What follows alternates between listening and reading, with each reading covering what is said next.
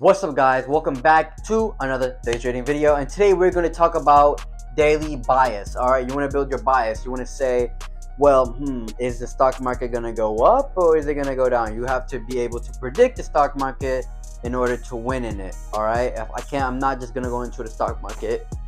I'm gonna go in long. No. You have to understand why. Because I think the market's gonna go up, I'm gonna go in for a long, or I think the market's gonna go down, I'm gonna go in for a short.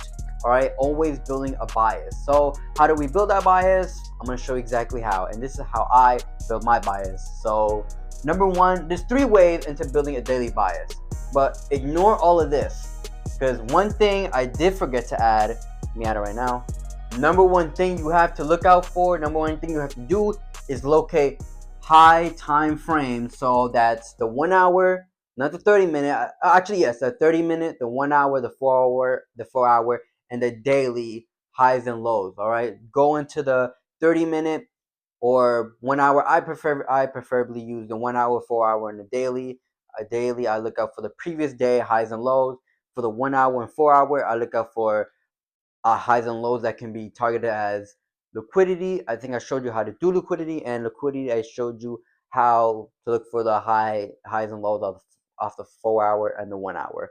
So look at that. So you want to locate the highs and lows of the 4 hour, 1 hour, and if you want 30-minute, that's up to you though. I don't really do the 30-minute. I only look at the 1 hour, 4 hour, and the daily. But number one thing you want to do is locate high time frame highs and lows. There we go, right there. Highs and lows. Very important, because this is where liquidity is at and where market tends to go back to. There we go. My throat, sorry.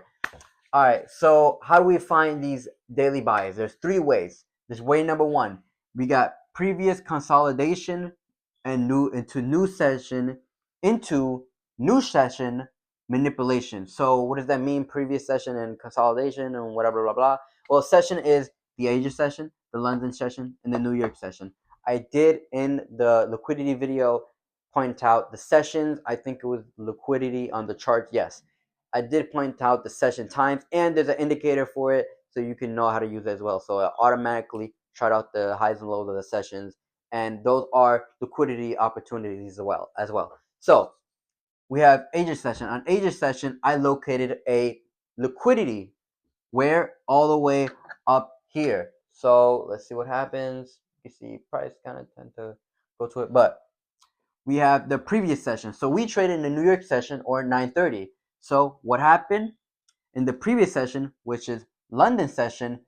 It was just consolidating. There's no up or down movement. There's no uptrend or downtrend. It's just going up and down straight, and like there's no really way to know where it's going to go precisely. All right, so now that we have that information, we know that into the new session is most likely going to have a manipulation. So manipulation meaning it's going to target a liquidity. It did. That's what it did. It targeted Asian highs liquidity right there. It targeted, and then a reversal happens. So what happened? Boom! It went all the way down. And I'm going to show this on the charts in tomorrow's video. But you can see that in the first way, we're gonna call this way 1A. On 1A, we can see that a consolidation happened into the new session with a manipulation targeting the liquidity, so it can happen down as well, and a reversal. So if there's liquidity down here, it's gonna go down. A reversal is gonna happen all the way up. But I drew a reversal to the downside. We have way 2B, or just 2B. We have a previous session manipulation into the new session reversal. So in the Asian session, there is a liquidity sweep right here. We can see that in the previous session, or London session, because we traded the New York session, or 9:30. So the previous session was which is London session. We can see that the price just went down. It just went down. So that is a manipulation. It was manipulated. It was getting manipulated by the Asian sessions liquidity, and it targeted right here. And what happened? Into the new session, a reversal just happened. Boom.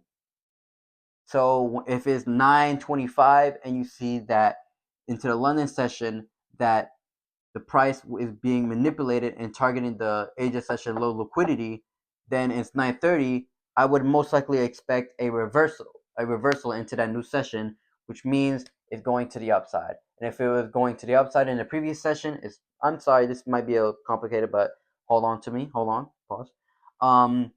If it goes up and there was a liquidity sweep on the Asia session right here, it was going up. Then into the new session, I would expect a reversal, which is going down.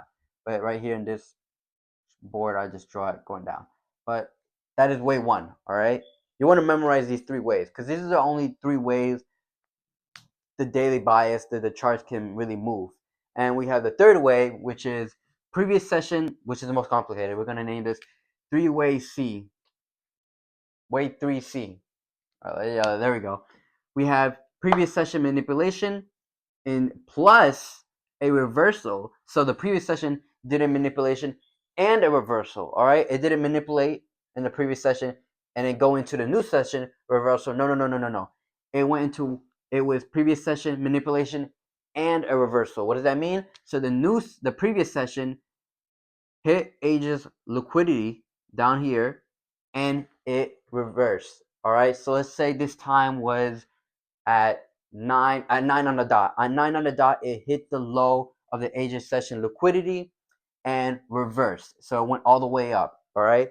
Then we get into the new session, which is 9:30. Hey, it's time to trade. New session continuation. So what are we expecting?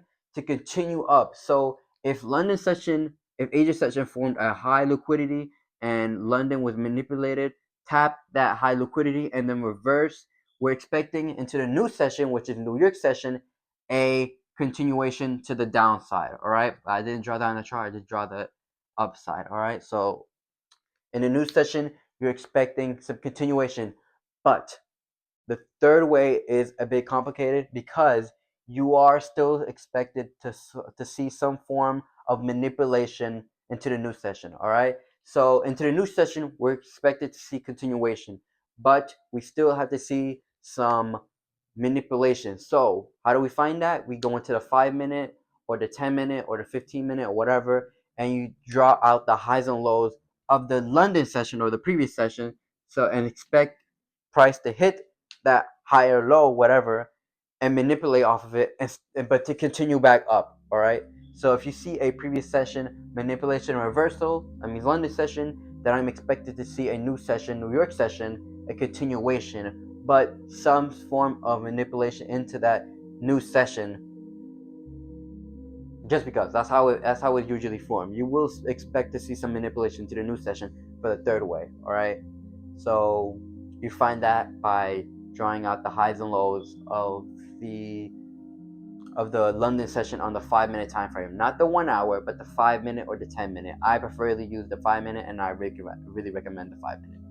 But yeah, one thing to note for way 1A, if there is no, let's erase Asia session, and let's just say Asia session had no draws on liquidity, no area where draws on liquidity can be targeted, then you are most likely going to expect some consolidation from London session as well. All right, and that's exactly why you have to look into the high time frame. So we can see that on the 1 hour, like a few hours before, there was this big high that wasn't in the Asia session. I would just say previous day, there was this high of liquidity, and that's where it targeted. All right, so that's exactly why it is important for you to locate your high time frame highs and lows first. With the high time frames, like I said, the 1 hour, 4 hour, or the daily. You can use the 30 minute if you want. I don't really use it, doesn't matter. I use the 1 hour, 4 hour, and daily.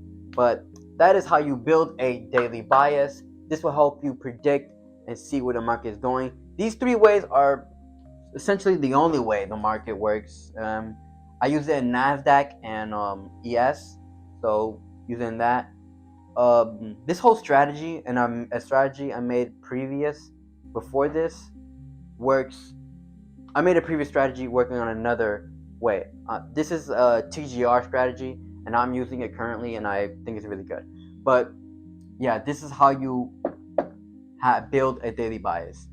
And yeah, that's it actually. So if you like the video, please like, comment, subscribe, and I'll see you guys. Oh yeah, share with all your friends, guys. Please share with everyone you know. grow the channel, and grow the learning. I'll see you guys in the next video. Peace!